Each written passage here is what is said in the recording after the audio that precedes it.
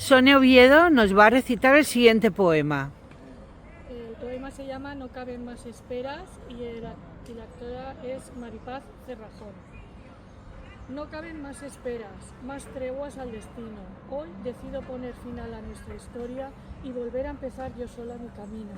Devuélveme la luz que te llevaste, la vida y la esperanza que he perdido. Y quédate tú entero y para siempre el cielo que me habías prometido. Devuélveme mi voz y mis anhelos, la voluntad que tuve secuestrada, las horas que te he dado de mis noches, el sol que le has robado a mis mañanas.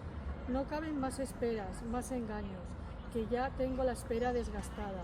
Hoy pongo rumbo nuevo a mi odisea y doy por terminada esta batalla. Atrás queda el silencio y la carcoma, el desmotivo lento de las tardes, el ventanal abierto de un deseo que un día terminó por marchitarse.